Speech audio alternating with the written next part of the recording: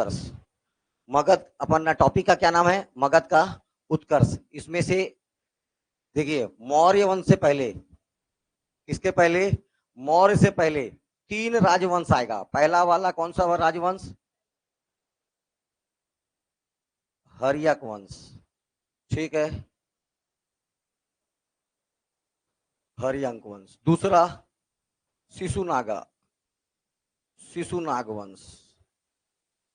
तीसरा नंद वंश, नंद वंश, ये नंद वंश।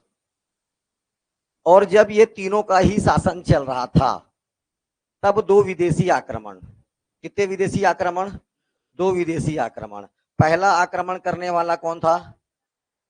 ईरानी, वेरी गुड। दूसरा कौन था? यूनानी।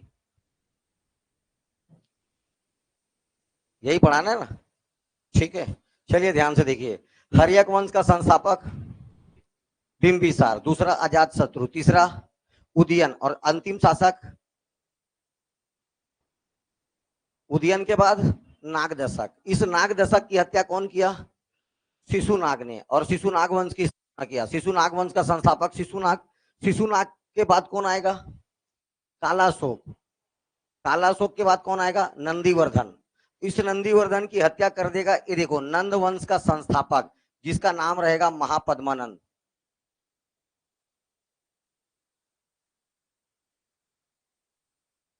महापद्मानंद, ये इस वंश का संस्थापक हुआ। इसके हालांकि 8 बेटे थे, लेकिन इसके बाद अगला फेमस रूलर महापद्मानंद को जानना है, और दूसरा जानना है धनानंद को। कहीं कहीं घना होता है, कहीं कहीं धनानंद। ये इनके पश्चात, ध्यान से सुनना, इनके पश्चात राजवंश आ जाएगा कौन सा? मौर्य। कौन सा आ जाएगा? मौर्य।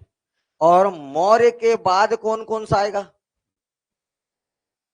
पहला कौन सा आएगा? सुंग वंश, वेरी गुड, सुंगा डायनेस्टी, सुंग वंश। सुंग के बाद कण्व वंश, कण्व वंश। इसके बाद कौन सा वंश? सातवाहन, सातवाहन। और अगर इधर विदेशी आक्रमण की बात करेंगे तो पहला वाला इंडो ग्रीक, इंडो ग्रीक। दूसरा सीथियन, तीसरा पहलव, चौथा कुषाण। ये मैं आपको पहले बोला, ये याद रखना है आपको, ठीक है। इसमें से कल ये 2 हो गया था, आज अपने को चालू करना है कौन सा डायनेस्टी? नंदवंश। कौन सा वंश? नंदवंश। अभी तक मैंने आपको एक बात बोला है, सन याद करने का जरूरत नहीं है।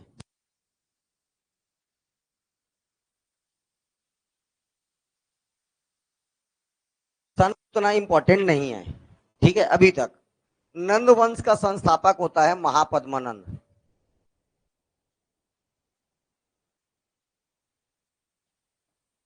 महापद्मानंद, ये महापद्मानंद सचिव था। किसका सचिव था? नंदीवर्धन का। किसका? हाँ, उसकी ये हत्या करके एक वंश का न्यू डालेगा, जिसको बोलते हैं नंद वंश। कौन सा वंश? क्योंकि देखो, इसका नाम है महापद्मनंद, ये इसके कारण पड़ा इसका नाम नंद वंश। ये देखो, ये शूद्र था, जाति से क्या था? शूद्र था। और अभी तक जो बने थे सबके सब क्षत्रिय थे। तो पहला गैर क्षत्रिय शासक महापद्मानंद, पहला गैर क्षत्रिय राजवंश नंदवंश। बातों को सुनते चलना है। पहला गैर क्षत्रिय शासक महापद्मानंद, पहला गैर क्षत्रिय राजवंश नंदवंश। और ही इसने एक उपाधि धारण किया। उपाधि तो 2 लिया। पहला उपाधि देखिए, पहला उपाधि था, इसने पहला उपाधि लिया सर्व छत्रांतक। सर्व छत्रांतक, सर्व छत्रांतक का मतलब होता है जो क्षत्रियों का नाश करे। क्योंकि ये शूद्र था, क्षत्रियों से चिढ़ता था, इसीलिए इसने उपाधि धारण किया सर्व छत्रांतक। सर्व छत्रांतक का मतलब होता है क्षत्रियों का विनाश करने वाला। भारत का पहला शासक जिसने केंद्रीय प्रशासन, केंद्रीय प्रशासन।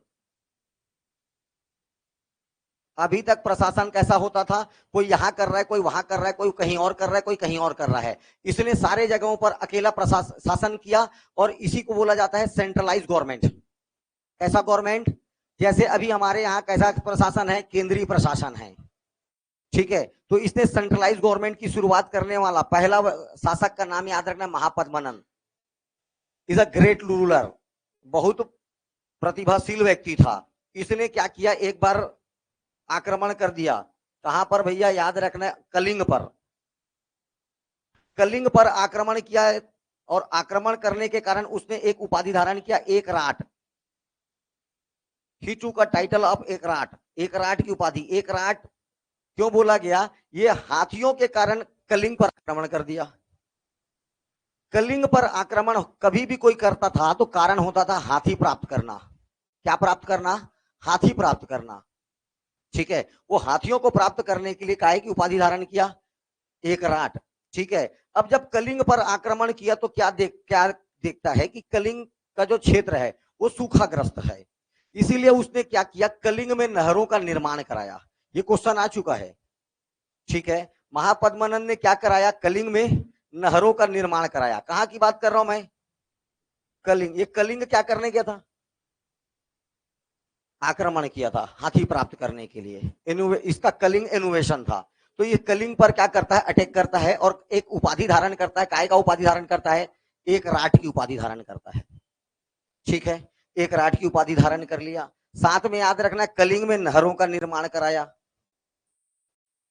नहरों का निर्माण कराया। ये पहला राजा था जिसने केंद्रीय प्रशासन प्रारंभ किया, सेंट्रलाइज गवर्नमेंट की स्टार्ट करने वाला यही था। ओके, अब ये क्वेश्चन आया था, इसने कलिंग में नहरों का निर्माण कराया, इस बात की जानकारी कहां मिली? तो इसके लिए एक अभिलेख है, हाथी गुम्फा अभिलेख। हाथी गुम्फा, हाथी गुम्फा अभिलेख से। किससे बेटा? हाथी गुम्फा अभिलेख से हमको जानकारी मिलता है कि इसने कलिंग में नहरों का निर्माण करवाया। अभिलेख का नाम याद रखना। अब ये अभिलेख कब का है, तो ये अभिलेख अशोक के बाद का है। इस अभिलेख को लिखा गया अशोक के बाद। कि भारत में अभिलेख लिखने की परंपरा चालू किसने किया? अशोक ने। तो जो अभिलेख मिलेंगे उसके पहले के राजाओं का वर्णन होगा, लेकिन ये लिखे कब गए हैं? After Ashoka period. एक बात याद रखना, इस अभिलेख का नाम है हाथी गुम्फा अभिलेख। ये अभिलेख था राजा खारवेल का। किसका था ये? राजा खारवेल का। ये राजा खारवेल चेदी वंश का शासक था। चेदी, मैं जो आपको चेदी महाजनपद बताया हूं वो नहीं है ना, ये अलग से याद रखना, चेदी वंश। चेदी वंश के बाद वहां पर आ जाएगा, धीरे से आ जाएगा सेन वंश, और सेन वंश के बाद वहां पर आ जाएगा गंग वंश। तो उड़ीसा के गंग वंश के राजाओं में अनंत वर्मन चोड़गंग ने इसका कौन से मंदिर का निर्माण कराया? ठीक है, उड़ीसा का फेमस मंदिर कौन सा है? उड़ीसा में सबसे फेमस मंदिर जगन्नाथपुरी स्वामी का मंदिर। उस मंदिर का निर्माण गंगवंशी शासकों ने कराया।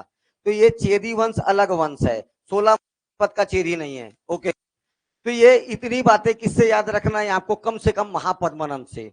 इसकी सेना लगभग 1 लाख के आसपास थी, बहुत पावरफुल सेना थी इसकी। इसीलिए आसपास के क्षेत्रों को जीता और इसने क्या किया, एक सेंट्रलाइज गवर्नमेंट का स्थापना किया, ठीक है। ये महापद्मनंद। और महापद्मनंद के 8 बेटे हुए। कितने बेटे हुए? 8 बेटे हुए। उसमें से एक बेटा जो सबसे काम का है उसका नाम है धनानंद।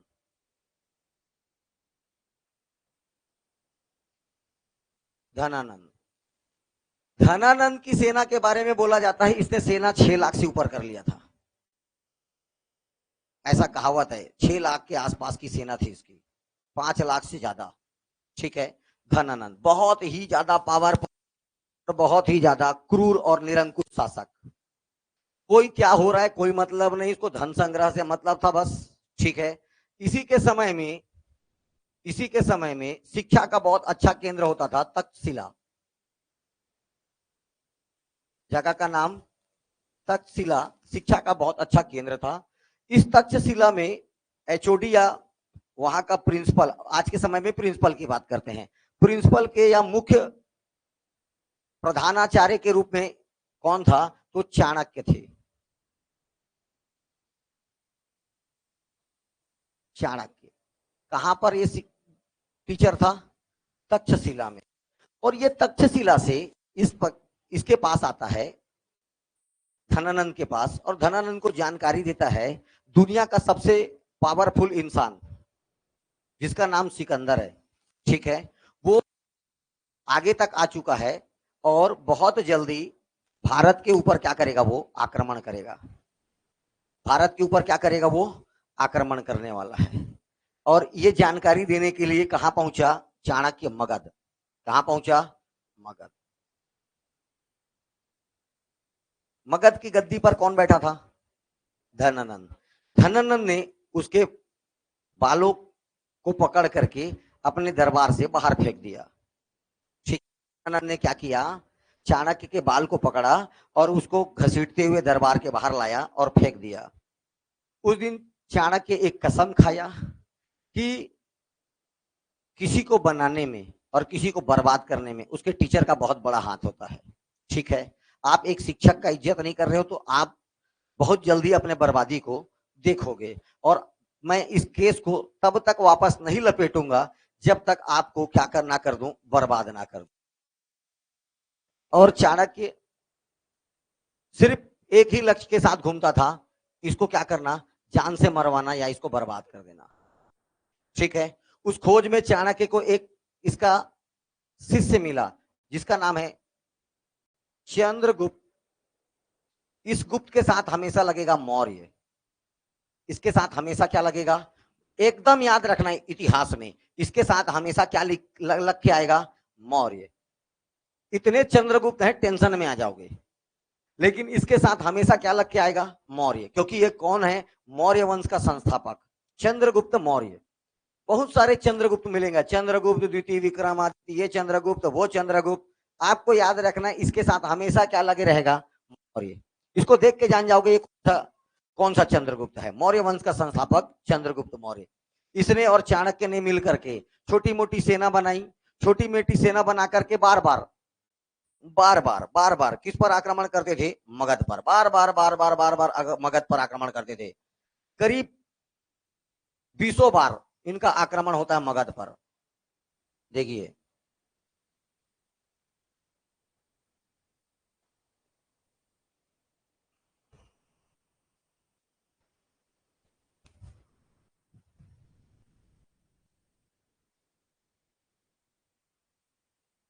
ये रहा आपका मगध। ये लोग क्या करते थे? डायरेक्ट सीधा कहां अटैक करते थे? मगध पर। ठीक, कई बार तो ये मरते मरते बचे। मगध पर अटैक करते थे, कई बार ये मरते मरते बचे हैं। ठीक है, ये लोग खुद फिर क्या करते थे? भागते थे यहां से। पहले तो जान बचाओ, उसके बाद देखेंगे। तो कई बार ये खुद अपना जान को जोखिम में लगा लगा के भागे। एक बार ऐसे ही ना पूरा मगध का सेना, बोलने का मतलब नंदवंश की सेना दोनों को दौड़ा रही थी, और ये भाई साहब एक तो घर में घुस गए। कौन? चाणक्य। और चंद्रगुप्त मौर्य भाग गए। ये जाकर एक घर में घुसे। उस घर में क्या हुआ? मस्त पकवान बना था, और पकवान में क्या बना था? खिचड़ी। और ये जाके ऐसा धान वान का कोठी रहता है ना, उसमें जाके छुप गया। अंदर से बढ़िया देख रहा है ये आपका चाणक्य। और एक माँ अपने बच्चे को मस्त यहाँ पर थाली में खिचड़ी दी हुई है। क्या दी हुई है? गर्मा गर्म खिचड़ी, एकदम मस्त खुशबू आ रहा है। और ऊपर से डाल दी 1 चम्मच बीच में घी। क्या डाल दी? घी। वाह, अब मिल जाए आम का अचार, फिर देख मजा। खिचड़ी खाने का मजा उसी में। ठीक, अब ये घी जैसे डाली बीच वाला, और तेल लगने के बाद और गर्म हो गया। बच्चा सीधा हाथ डाला, बच्चे का हाथ जल गया, बच्चा रोने लग गया। उसकी माँ, पहले एक ही उपचार था, कुछ भी करे बच्चा, पड़ाक से पहले एक थप्पड़ मारी। बोली चाणक्य टाइप का काम मत कर तू। किसके टाइप का काम मत कर? और चाणक्य कहाँ है? अंदर में। चाणक्य टेंशन में आ गया। बोली बेटा, कोई चीज अगर गर्म है, बीच में नहीं, आप पहले किनारे किनारे को खाइए। किसको खाइए? किनारे किनारे। खाते खाते जब ठंडा हो जाए, रट से कहां आ जाओ? बीच में। ठीक ठीक है, और तुम सीधा कहाँ जा रहे हो, बीच में। चाणक्य को समझ में आ गया, कहानी पूरा बाहर निकला। अब ये पूरे आउटर आउटर आउटर आउटर से हराते हराते हराते हराते हराते हराते सीधा कहाँ अटैक किया फिर अचानक, बीच में मगध में। और चाणक्य की मदद से इसने किसको हरा दिया, धनानंद, और खुद क्या बन गया, मौर्य का शासक। अब यहां पर आ जाएगा मौर्य वंश। यहां कौन आ गया, मौर्य वंश। धनानंद के बारे में इतनी ही जानकारी लेना है भी आपको, ज्यादा से इसकी सारी जानकारी मिलेगा जब चंद्रगुप्त मौर्य पढ़ते रहोगे, क्योंकि धनानंद से संघर्षित चंद्रगुप्त मौर्य का मेन जीवन था, है ना भाई। उसके बारे में जितना कहां पढ़ना है, सब कुछ कहां पढ़ना है आपको, चंद्रगुप्त में। अब यहां पर मौर्यों का शासन आ गया। इनके शासन आने से जस्ट पहले तक भारत में कितने विदेशी आक्रमण, कितने विदेशी आक्रमण, दो। कौन कौन सा, ईरानी और यूनानी। तो सबसे पहला कौन सा आक्रमण होगा भारत में, कौन सा आक्रमण होगा, ईरानी, ठीक है, ईरानी आक्रमण। अभी तक सन याद करने नहीं बोला हूं। ईरानी, ईरान को उसी समय इसी को बोलते थे पर्सिया, पर्सिया किस नाम से जानते थे, पर्सिया के नाम से। इस पर्सिया में, ठीक है, हखमनी वंश,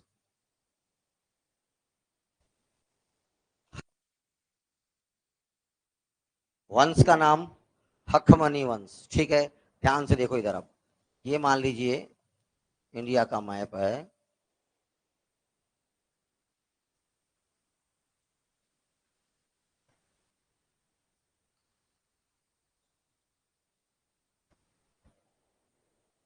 ये इंडिया का मैप है, तो थोड़ा सा गलत हो गया, चलिए। तो ना, ये रहा तेरा पाकिस्तान, वर्तमान की बात कर रहा हूं, अफगानिस्तान। ये रहा तेरा ईरान,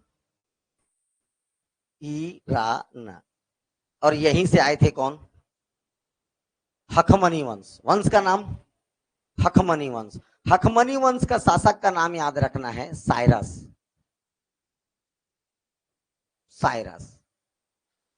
इस साइरस ने, ये साइरस भारत उपनिवेश पर, उपनिवेश पर बोलने का मतलब ध्यान से समझना, भारतीय उपनिवेश पर हमला करने वाला पहला विदेशी। ये जो था, ये आसपास, ये आज भारत में शामिल नहीं, ये इस क्षेत्रों पर थोड़ा और कम करते हैं, तो ये आसपास ऐसा, इन क्षेत्रों पर हमला करने वाला कौन था, साइरस। तो पहला व्यक्ति जिसने भारतीय उपनिवेश पर, सब कॉन्टिनेंट इंडिया पर अटैक किया, उसका नाम क्या था, साइरस, ठीक है। इस साइरस का एक बेटा हुआ जिसका नाम था डेरियस प्रथम, डेरियस फर्स्ट। क्या नाम था इसका, डेरियस फर्स्ट। इसी को दारा प्रथम के नाम से जाना जाता है, दारा प्रथम, ठीक है। ये दारा प्रथम तक्षशिला तक आक्रमण किया था। अब तक्षशिला बोलने का मतलब ये रहा, यहां आ गए अपन, तो कहां पर अटैक किया था, तक्षशिला। किसकी राजधानी थी तक्षशिला, किसका,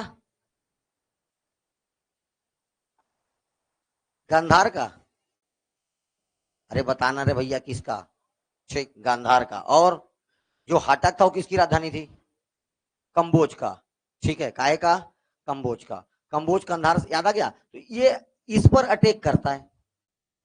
हमको कैसे पता चला डेरियस प्रथम इस पर आक्रमण किया, तो यहां पर एक अभिलेख मिला तक्षशिला में। क्या मिला, एक अभिलेख, इसमें ब्राह्मी लिपि का वर्णन है। कौन सा लिपि है, सॉरी, खरोष्ठी लिपि है, खरोष्ठी लिपि।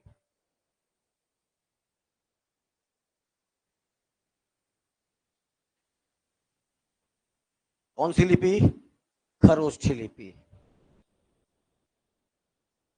ठीक है। इस खरोष्ठी लिपि का यूज कौन करता था, ईरान के लोग। कहाँ के लोग करते थे? ईरान के लोग। और इनका हमारे यहाँ पर क्या पाया जाना? अभिलेख पाया जाना, या इस लिपि का पाया जाना। क्योंकि इस लिपि का प्रयोग आगे चल के कौन करेगा? अशोक अपने किसमें करेगा? अभिलेख में। ठीक है, इस उपयोग कौन करेगा? अशोक के द्वारा किया जाएगा। ठीक है, ब्राह्मी ब्राह्मी लिपि और खरोष्ठी लिपि, उसके बहुत सारे अभिलेख किसमें मिलेंगे? खरोष्ठी लिपि में। इसी लिपि का, यही खरोष्ठी लिपि अशोक यूज कर रहा है, तो कभी ना कभी हम ईरानियों के संपर्क में आए होंगे। भारत और ईरान के बीच व्यापार प्रारंभ हुआ।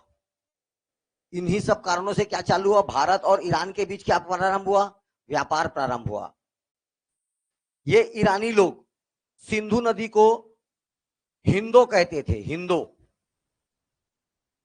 ये ईरानी लोग सिंधु नदी को क्या कहते थे? क्या बोला जाता था इनके द्वारा? हिंदो। इसीलिए हमारे भारत का नाम पड़ा हिंदुस्तान। ओके, चलें आगे। अब इसके बाद याद रखना है, इस ईरान में एक अभिलेख है, इसका नाम है बोगज कोई अभिलेख। क्या नाम है इसका? नाम बोगज कोई अभिलेख। इसी को is also known as Asia Minor. Asia Minor क्या बोल दिया जाता है इसी को? Asia Minor. और ये जो अभिलेख है ये 1400 बीसी का है। कब का है? 1400 बीसी। और मैं आपको पढ़ा रहा हूं लगभग 300 बीसी। और ये अभिलेख कब का है? 1400 बीसी का। ये अभिलेख कब का है? 1400 बीसी का। और मैं आपको अभी पढ़ा क्या रहा हूं? लगभग 300 बीसी के आसपास, है ना भैया? अब मैं क्यों पढ़ा रहा हूं आपको, ध्यान से सुनो। ये जो बोगज कोई अभिलेख है, इसकी लिपि याद रखना है खरोष्ठी लिपि। कौन सी लिपि? मतलब ये जो खरोष्ठी लिपि थी वो कहां से आई थी? ईरान से। खरोष्ठी लिपि आई कहां थी? ईरान से। अब इस खरोष्ठी लिपि में हमारे वैदिक देवताओं, 4 देवताओं के नाम हैं। इंद्र, वरुण, मित्र और नासत्य। यही क्वेश्चन आया हुआ है पीएससी प्री में। इनमें से किस एक देवता का नाम बोगज कोई अभिलेख में नहीं है? ठीक है, तो तेरे को चारों के नाम याद रखना है, बात खत्म। इंद्र, वरुण, मित्र और नासत्य। बोगज कोई अभिलेख, बोगज कोई अभिलेख का जो लिपि है क्या है? सेम लिपि कहां मिलेगा तेरे को? अशोक के अभिलेखों में। तो ये जो खरोष्ठी लिपि आई है ये कहां से आई है? ईरान से। कहां से आया? ईरान से। ठीक है, अब ये भारत और ईरान, ये ईरान पहला आक्रमण करने वाला। दूसरा आक्रमण हुआ भारत पर करने वाले यूनानी।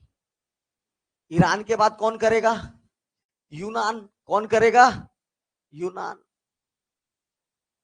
चलिए और आगे चलिए।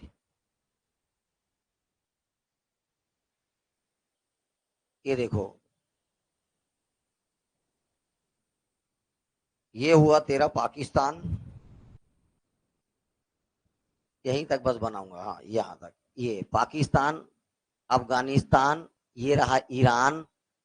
ठीक है, और ये आ गया तेरा इराक, विराक। और इस जगह को बोला जाता है भैया यूनानी, यूनान। क्या बोला जाता है? यूनान। तो अगला दूसरा इनोवेशन भारत में किसका हुआ? यूनानियों का। यूनानी। ठीक है, इस यूनानी में भी एक ही आदमी को जानना है बस। क्या नाम है उसका? Alexander the great. ठीक है, यहां पर एक शहर था जिसका नाम था मैसोडोनिया।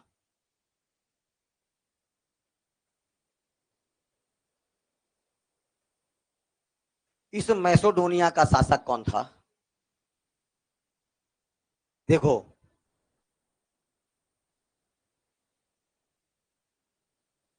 अलेक्जेंडर थर्ड याद रखना। इसी को अपन सिकंदर के नाम से जानते हैं। ओ सिकंदर, वो सिकंदर, वो सिकंदर, या सिकंदर महान। ठीक है। शहर का नाम याद रखना, मैसेडोनिया। यूनान का एक शहर था जिसको आज अपन ग्रीस व्रीस बोल देते हैं। ठीक है। ठीक। Athens, Greece, sorry Greece. तो ये टर्की, टर्की, तुर्की उर्की नाम सुने हो ये। और ये हो गया तेरा ईरान, ये थोड़ा सा इधर, यहाँ इराक आएगा, यहाँ ईरान आएगा। ये हो गया अफगानिस्तान, ये पाकिस्तान, ये भारत। भारत आने का एक ही रास्ता था। अगर भारत किसी को आना है तो अगर वो थल माध्यम से आना चाहता है, देखो एक तो ये इधर से नीचे से जल मार्ग यहाँ से चालू हो जाएगा, नीचे पूरा समुद्र है ना, इधर से जल मार्ग है। लेकिन थल मार्ग से आने के लिए यहाँ पर एक पर्वत था, नाम है हिंदू कुश पर्वत। और इस पर्वत में एक दर्रा था। दर्रा होता है एक पतला रास्ता को दर्रा बोला जाता है। ठीक है। इस दर्रा का नाम है खैबर दर्रा। कौन सा दर्रा? खैबर दर्रा। जिसको भी आना ये खैबर दर्रे से, इस खैबर दर्रे से होकर क्या आता था, और इसी रास्ते पर आता था ये सिंध, अंजाब, पंजाब, अक्षिला, तक्षशिला, इधर ही इसलिए आते थे। ठीक है। यूनान में 356 बीसी, 356 बीसी में एक बच्चा पैदा हुआ जिसका नाम था सिकंदर। अब याद रखना अलेक्जेंडर थर्ड है। ऑप्शन में एक बार रेलवे पूछा सिकंदर महान, अलेक्जेंडर द ग्रेट जिसको बोला जाता है, कौन से नंबर का अलेक्जेंडर था? Alexander 2, Alexander 3, Alexander 4, Alexander 5? कौन सा था भैया? अलेक्जेंडर 3। ठीक। इनका जन्म हुआ। पिता का नाम याद रखना है आपको, फिलिप। पिता का क्या नाम था इनका? फिलिप। फिलिप द्वितीय पिता का नाम। सब चीज तुमको पीपीटी में सजा सुजाया मिल जाएगा है? लिखने पिखने की जरूरत नहीं है। फिलिप सेकंड, फिलिप द्वितीय। माता का नाम था ओलंपिया, ओलंपिया। इसके गुरु का नाम था अरस्तु। गुरु का नाम सुकरात। नहीं, इसके गुरु का नाम प्लेटो। अरस्तु के गुरु का नाम प्लेटो, और प्लेटो के गुरु का नाम था सुकरात। ऐसे लोगों का ये शिष्य था। कौन? अलेक्जेंडर, सिकंदर। ठीक है। पत्नी का नाम रेक्सोना।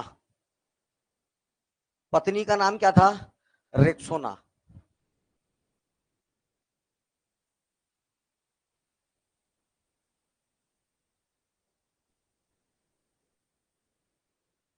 रेक्सोना। घोड़े का नाम?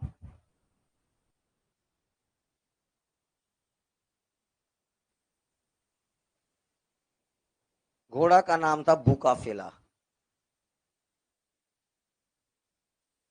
घोड़े का क्या नाम था? इतना वफादार घोड़ा, जिस दिन इसका सिकंदर मरा, ठीक है, तबीयत खराब हुआ, तबीयत ऐसा तबीयत खराब हुआ 3 घंटे 4 घंटे में भी मर गया, बकायदा अपने मालिक के बाजू में जाकर के। ठीक है। इसके नाम से इसने अफगानिस्तान में एक शहर बसाया, नाम है उसका बुकाफेला। ठीक है। इसके नाम से शहर है बुकाफेला। कौन? Sikandar the great. ठीक है। चलिए, ये लड़का जब 20 साल का हुआ, 20 साल में हो जाएगा 336 बीसी। जैसे ये 20 साल का होता है, इसके पिताजी का डेथ हो जाता है। पिताजी का डेथ होता है तो उसके और आजू बाजू से कई उत्तराधिकारी आ जाते हैं, कई उत्तराधिकारी आ गए। लेकिन ऐसे महान, देखो अरस्तु, एरिस्टोटल जिसको बोलते हैं, ये बहुत बहुत ही ज्यादा विद्वान क्या था? गुरु था। इसने हर प्रकार की शिक्षा दिया, इसको बहुत काबिल बनाया। तो ये बड़े आसानी से अपने जितने प्रतिद्वंदी थे सबको समाप्त करके, कुछ लोगों को कहना है इसके पिताजी की मौत इसकी माँ ओलंपिया ने जहर दे दिया था उसके खाने वाने पर। ये सारी अलग अलग इतिहासकार अलग अलग मानना, तेरे को उतना नहीं जानना। ठीक है ना भैया। हाँ, इतना इतना जान गया, बहुत जान गया। चलिए, अलेक्जेंडर द ग्रेट जिसको बारे में बात कर रहा हूं, सिकंदर। अब सिकंदर क्या बना, 336 बीसी राजा बना। ठीक है, कहां का राजा बना, मैसेडोनिया का राजा बना। जैसे ये राजा बना, ये पहला व्यक्ति था जिसने विश्व विजय का सपना देखा। उस समय विश्व किसको बोलते थे, याद रखना, जितने शहर वो जानते थे। आज विश्व किसको बोलते हैं, जितने शहर तुम जानते हो, है ना भैया। ठीक है, अब उसी को बोलते हो ना भाई। तो उस समय जितने ज्ञात शहर थे या जितनी गायें थी, सबको क्या बोला जाता था, विश्व। और इसने सपना देखा, हर एक जगह को मैं जीतूंगा, और ये इनोवेशन चालू करता है। ठीक है, ये ग्रीस ग्रीस आजू बाजू तुम्हारा तुम्हारा इजिप्ट विजिप्ट मिस्र विस्र सबको जीत गया, लेकिन बहुत तकलीफ में था। ये देखो, अगर उसको इधर आना है, बात समझना, इधर तो जीत रहा था, इधर जीता भी। एबुलोन बेबीलोन, ये देखो, ये ईरान ईरान है ना, ये देखो, ये यहां पर लगेगा तेरा इराक। बेबीलोन इसका शहर है, बेबीलोन। तो इन सब क्षेत्रों को जीता। जीतने के बाद इसका सबसे बड़ा संघर्ष था ये ईरानी, क्योंकि ईरानी और भारत का जबरदस्त व्यापार चल रहा था। कोई अपने व्यापार में घाटा क्यों, जब क्यों घाटा कहा चाहेगा। इसीलिए इसका सबसे बड़ा दुश्मन ईरान था। ठीक है, ये स्पार्टन स्पार्टन अर्सिया सब नाम सुने हो, वो सबको जीत का, सबको जीता। और उसके इसके पास सेना, इसकी सेना लगभग उस समय 20,000 थी। वो तो धीरे धीरे धीरे धीरे करके आगे बढ़ते बढ़ते सेना बढ़ गई। ठीक है, स्टार्टिंग में 20,000 था, लेकिन ये बहुत संघर्ष से इस लड़ाई को जीता। और उस समय यहां पर शासक था डेरियस फर्स्ट, याद है, उसी के खानदान में याद रहना, डेरियस फोर्थ, डेरियस थर्ड, तृतीय, डेरियस थर्ड यहां पर शासक था। थर्ड है या फोर्थ, उसको नोट्स में देख लेना, तीसरा है या चौथा यहां पर शासन था। इस युद्ध को जीता, और इसी की बेटी थी रेक्सोना। इसी की बेटी कौन थी, रेक्सोना, उससे शादी किया, और इससे इसको और सेना मिल गया। बोला जाता है कि अधिकतम इसके पास 50,000 की सेना थी, लेकिन वो 50,000 की सेना एक्चुअल सेना थी। अरहा मरहा खुरहा कोई था नहीं उसके में, एकदम ताब। स्पार्टन देखो, 300 स्पार्टन, पिक्चर देखे हो, 300 नहीं देखे हो रे, तुम लोग बेकार हो। कुछ कुछ पिक्चर देखने लायक रहता, देखना स्पार्टन का भी, संडे वनडे को यूट्यूब में भी मिल जाएगा। उनका बहादुरी देखना, स्पार्टन। 300 लोग, और अपोजिट से 1 लाख से ज्यादा लड़ाई का, और एक्चुअल लड़ाई दिखाया गया, ऐसा नहीं है गोली ठाए ठाए मारे खत्म हो, ऐसा कुछ नहीं, एकदम एक्चुअल लड़ाई दिखाया गया है। ठीक है, वैसे लोग थे इसके सेना में।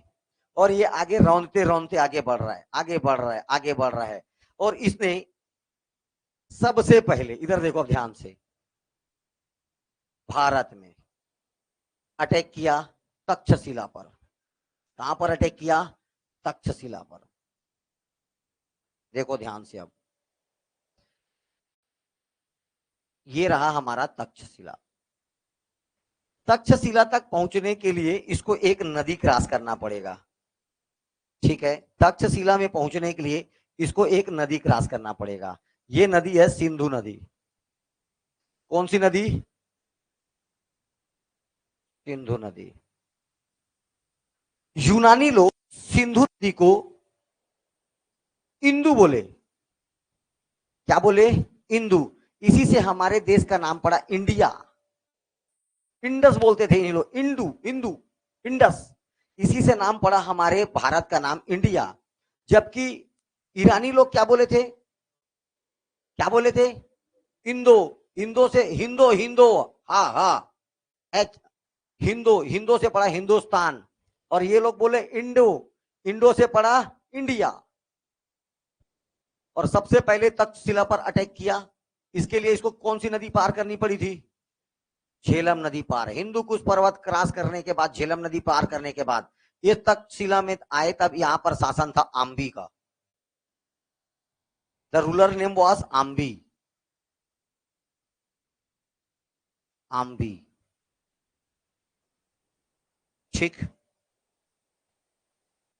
इसके बाद यहां से एक और नदी क्रॉस होती है, यहां से, ये भारत से आ रही है, ये एक नदी,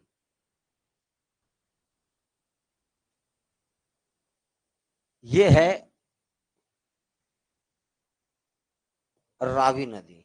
कौन सी नदी? रावी नदी। ठीक है। और इसके इस पार शासन किसका चल रहा है? इसके इस पार शासन यहां पर, ये देखो सिंध पंजाब, ये वाला एरिया, ये सिंध पंजाब, यहां पर था राजा पोरस।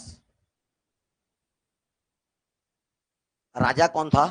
पोरस। और उस समय भारत का शासक या मगध पर शासन किसका चला था? धनानंद का। मगध का शासक कौन था? धनानंद।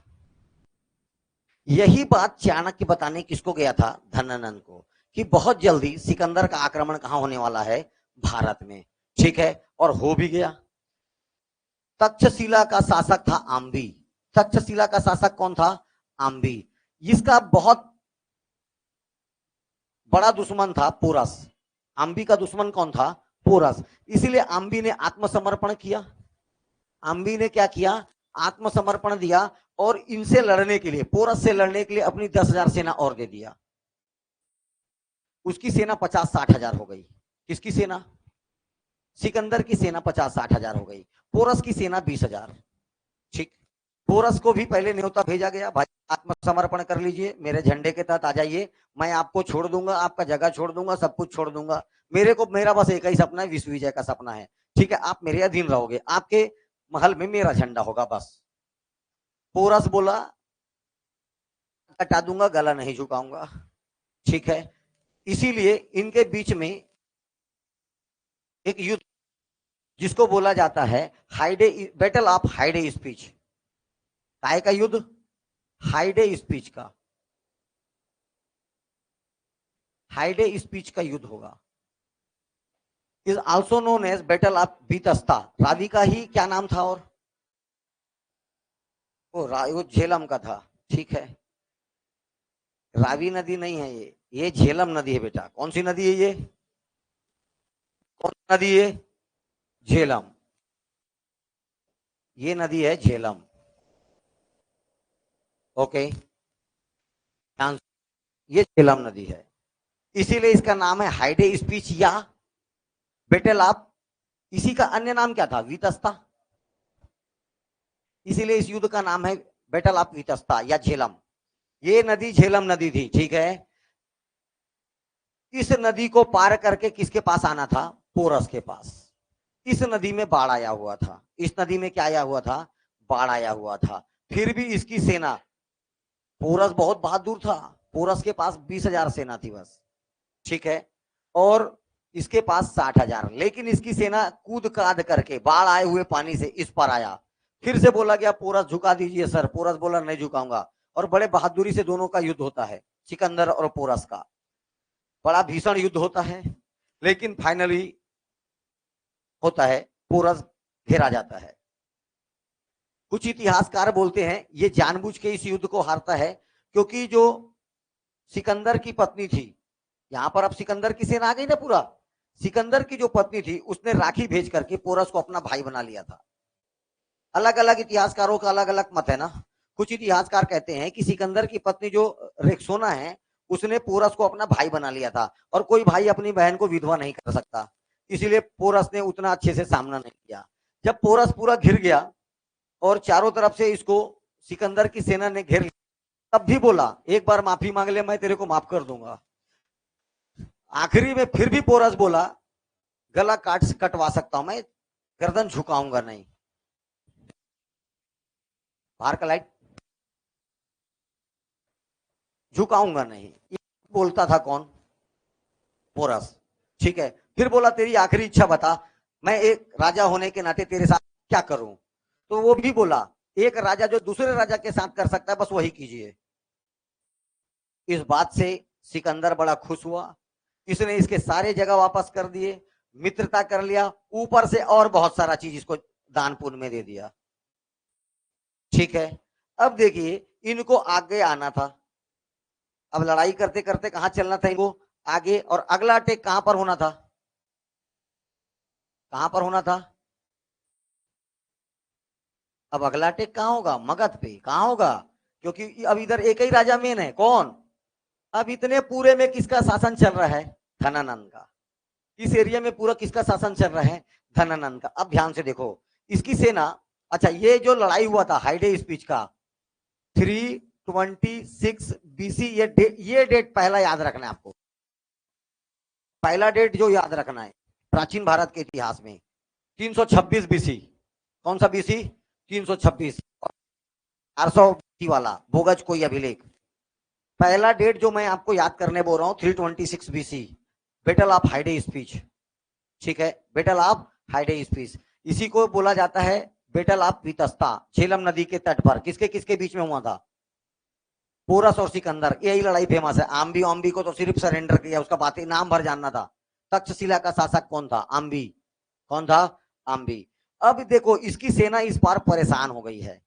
कुछ लोगों का कहना था कि सेना ने कई सालों तक अपना घर नहीं देखा था, और अपना तो अपने बाइक लेके घूम रहा है, राजा है, बाइक लेके घूम रहा है। और इधर इन सैनिकों का हालत, कई जन नया नया शादी करके आए थे, उस समय का सोचो हालत। तुम्हारे टाइप थोड़ी था इयो जियो अच भच हच लगाया रे, वीडियो कॉल देख देख कैसा दिख रहे, ऐसा थोड़ी था उस समय। बस गाना गाते थे, याद सताए मुझे नींद आए, बस यही कर सकते थे वो लोग, यही चलता था। बड़ा याद आ रहा है। अब सिकंदर बोल रहा नहीं ये लास्ट है, चलो। बोले नहीं बहुत दिन से घर नहीं गए हैं, यूनान चलो। सेना ये बोलती थी। और हुआ क्या था, ये जो रावी, ये जो नदी है ये है रावी नदी। ये रावी नदी पर जबरदस्त बाढ़ आया था, और सेना इसको पार करने से एकदम स्पष्ट मना कर दिया, क्योंकि उनको पता है 5 लाख, कितना लाख सेना इंतजार कर रहा है? 5 लाख। बचे नहीं बचे क्या मालूम, 50-60 हजार पकड़ के जा रहे हो किससे लड़ने? 5 लाख। हालांकि ये सेना दिखावी सेना थी, इतना मजबूत नहीं था, लेकिन 5 लाख इकट्ठा कूद दिए मर तो जाए आदमी। इसकी सेना स्ट्रांग थी फिर भी, याद रखना।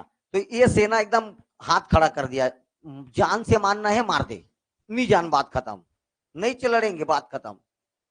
सिकंदर का एक ही वसूल था, अगर लड़ाई हो रहा है उसके सेना में कोई भी पीछे भागा, सबसे पहले सिकंदर उसका गला काटता था। मरना इधर मर जा, इधर मुड़ा मतलब पहले मैं ही मार दूंगा। जो युद्ध छोड़ के भागता था पहले उसका गला काटता था। हारना है मरना इधर मर जा, इधर नहीं। ठीक। तो इस बार तो सेना बोले मारना है मार दे, इलेगल ले मार दे जा, नहीं जान मतलब नहीं जान। ठीक है, सेना ने मना कर दिया, रावी नदी को पार करेंगे ही नहीं। और कुछ इतिहासकार कहते हैं कि सिकंदर घायल हो गया था, पोरस के साथ जब उसका युद्ध हुआ हो गया था, घायल हो गया था। तो वो इसीलिए वापस कहां पहुंच गया, ये देखो, ये बेबीलोन, इराक। कहा गया? बेबीलोन शहर में। और यहां पर आता है, कुछ बोलते हैं कोई बीमारी था, कोई कुछ बोला, अलग अलग, तेरे कुछ नहीं मालूम करना है। ये डेट याद रखना है 323 बीसी में सिकंदर द ग्रेट का क्या हो जाता है? डेथ हो जाता है। मात्र जीवन जिया 32 साल, जीवन क्या था? 32 साल, लेकिन नाम अमर हो गया, आज तक जानते हो। बाप का नाम जान रहे हो, माँ का नाम जान, घोड़ा का नाम जान रहे हो, इतना महान शख्सियत था ये।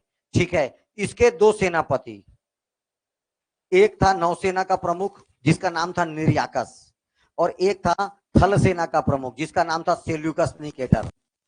आगे चल के 300, जब देखो यही 323 ईस्वी में सेम डेट पर इस धनानंद की हत्या करके इस भारत में यहां पर आ जाएगा भैया कौन सा वंश?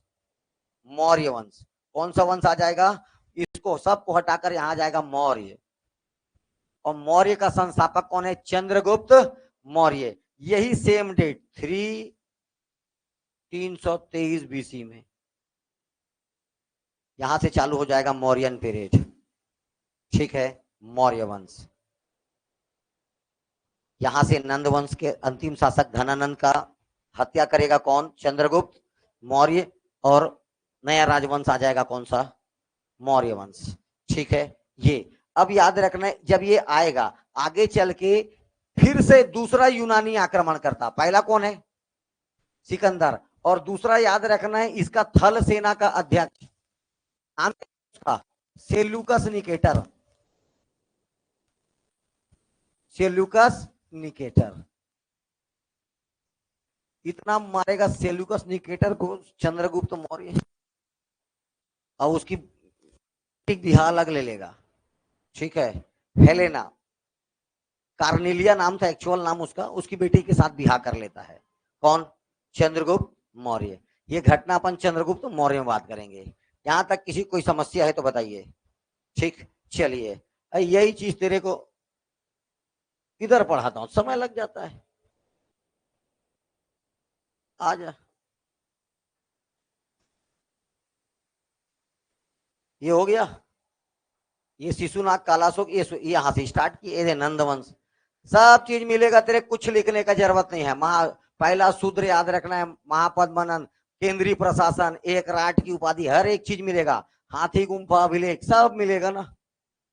ठीक, इसके बाद बनेगा धनानंद। ठीक, धनानंद के बारे में पूरा पढ़ना है कि चंद्रगुप्त मौर्य में विदेशी आक्रमण पहला किसका होता है? ईरानियों का। पहला व्यक्ति कौन था? साइरस। पहला कौन था? साइरस। पहला जिसने आगे लड़ाई किया, भारत तक भारत को पहला दारा प्रथम या डेरियस फर्स्ट बताया हूं। ठीक है, इन्हीं के द्वारा देखो भारत में ईरान व्यापार चालू हुआ। और कौन सा देखो, खरोष्ठी लिपि का भारत में आगमन हुआ। हमारे चार देवता इंद्र वरुण मित्र नासत्य का उल्लेख, हर एक चीज मिलेगा। यूनानी आक्रमण पहला कौन किया? सिकंदर। कहां का था? मैसेडोनिया का। 356 बीसी। देख इसमें गलत है जबकि। ठीक, 356 बीसी। ये सिकंदर और पोरस का लड़ाई, सारा चीज ये देखो, रेक्सोना राखी बंधवाया था सिकंदर, ये सारा तेरे को मिल जाएगा। हाइडे स्पीच का लड़ाई बोला जाता है, वितस्ता का युद्ध बोला जाता है। किस नदी के किनारे है? झेलम नदी के किनारे। इसकी सेना ने कौन से नदी को पार करने से मना कर दिया? इसके नौसेना का प्रमुख कौन था? निर्याकस। थल सेना का प्रमुख सेल्यूकस निकेटर। आगे चल के ये देखो 323 बीसी में सिकंदर की मृत्यु हो जाता है। ठीक है, सिकंदर के विजय अभियान, टर्की जीता था, मिस्र जीता था, इराक की राजधानी इराक, ठीक है, इराक को भी जीता, इराक की राजधानी बेबीलोन को भी जीता। जम्बूद्वीप बोलने का मतलब तक्षशिला, ओके, इन क्षेत्रों को जीता था। और अपने को कल क्या स्टार्ट करना है? मौर्यन डायनेस्टी। क्या स्टार्ट करना है? मौर्यन डायनेस्टी।